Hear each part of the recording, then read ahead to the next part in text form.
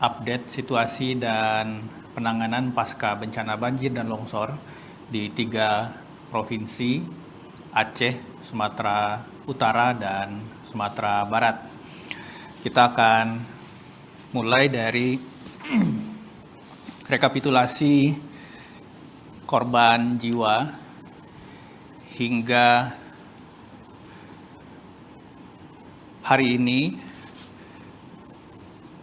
Pencarian dan pertolongan yang dilakukan oleh tim SAR gabungan masih diteruskan, khususnya di provinsi yang masih meneruskan status tanggap darurat, provinsi dan kabupaten kota yang masih memperpanjang status tanggap darurat, karena memang untuk operasi pencarian dan pertolongan ini salah satu aspek kunci yang dilakukan pada fase tanggap darurat.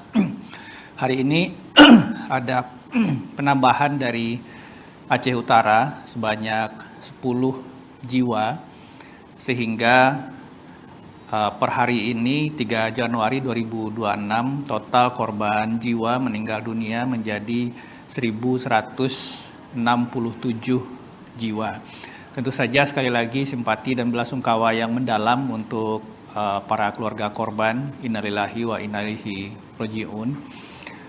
Selain itu, untuk jumlah saudara-saudara kita yang masih mengungsi, baik itu yang ada di titik-titik pengungsian maupun pengungsian mandiri yang saat ini ada di rumah kerabat, tetangga, dan seterusnya, ini berkurang cukup signifikan dalam 2 hari terakhir, khususnya ketika rekapitulasi kita ulang, penghitungan kita ulang di titik-titik pengungsian sejak awal tahun ini. Total saat ini data kami menunjukkan pengungsi berjumlah 257 jiwa, 780 ribu. Ulangi, 257.780 jiwa. Ini menunjukkan bahwa di samping progres pembersihan kawasan saat ini sangat intensif dilakukan, juga aparat gabungan, masyarakat, relawan, dan segenap entitas yang terlibat di kawasan terdampak ini juga mulai membersihkan kawasan-kawasan pemukiman, khususnya rumah-rumah yang terdampak sedang hingga ringan. Sehingga memang yang saat ini masih tinggal di pengungsian ini adalah saudara-saudara kita yang tempat tinggalnya, rumahnya itu termasuk terdampak dengan kategori kerusakan berat atau hanyut sama sekali. Ini tentu saja yang akan menjadi update terus pendataan untuk kebutuhan nantinya, baik itu hunian sementara, DTH, ataupun nanti rekapitulasi kebutuhan untuk hunian tetap.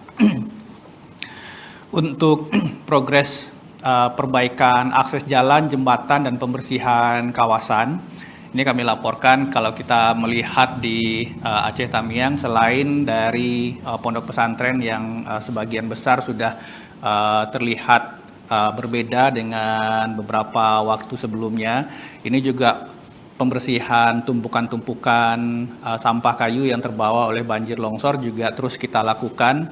Ini di Kota Lintang Bawah, di Kuala Simpang, Aceh Tamiang, dan juga di jalan-jalan protokol.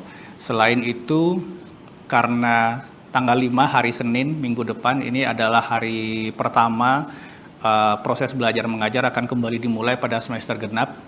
Kemarin minggu lalu Mendikdasmen sudah menyampaikan kepada kita bahwa pembukaan proses belajar mengajar di semester genap ini beliau akan ke Aceh dan memimpin sendiri pembukaan kembali proses belajar mengajar di daerah terdampak. Saat ini operasi pembersihan masih terus dilakukan. Kemarin juga kita menyampaikan bahwa ada sekolah-sekolah yang memang kita targetkan sudah bersih dan layak pakai lusa, tetapi mungkin ada kondisi-kondisi beberapa sekolah yang mungkin masih dalam tahap pembersihan. Sementara waktu kita akan mengoptimalkan tenda-tenda sementara untuk proses belajar mengajar. Beberapa titik sudah bersih dan ini terus dikebut proses pembersihan baik itu sekolah umum maupun madrasah. Selain ini pelayanan kesehatan juga terus dioptimalkan. Memang saat ini rumah sakit RSUD di hampir seluruh kabupaten kota terdampak itu sudah beroperasi, tetapi perpanjangan dari RSUD ini puskesmas-puskesmas itu masih ada yang beroperasi terbatas, masih dalam proses pembersihan dan seterusnya, sehingga titik-titik pelayanan yang diharapkan bisa menjangkau masyarakat itu dijalankan baik itu dengan tenda maupun dengan perpanjangan dari relawan dan lain-lain. Pemulihan atau pemenuhan sumber air bersih ini terus dilakukan. Kemarin juga sudah dilaporkan oleh Kepala BNPB dan Kasat sewaktu ditanya oleh Bapak Presiden, ini terus dilakukan di beberapa titik, tidak hanya di Aceh, Sumatera Utara, dan Sumatera Barat. Selain dengan sumur bor, ini juga dengan distribusi air bersih menggunakan mobil penjernih air dari TNI Angkatan Darat, kemudian dari BNPB, dari BRIN, dan dari relawan. Ini semua kita optimalkan agar di titik-titik yang jaringan PDAM-nya belum optimal 100%, belum pulih 100%, kebutuhan air bersih masyarakat tetap bisa terpenuhi. Ada satu hal yang kita lakukan progres signifikan di Sumatera Barat. Kita bekerja sama dengan Universitas Andalas untuk lebih cepat memverifikasi kerusakan bangunan.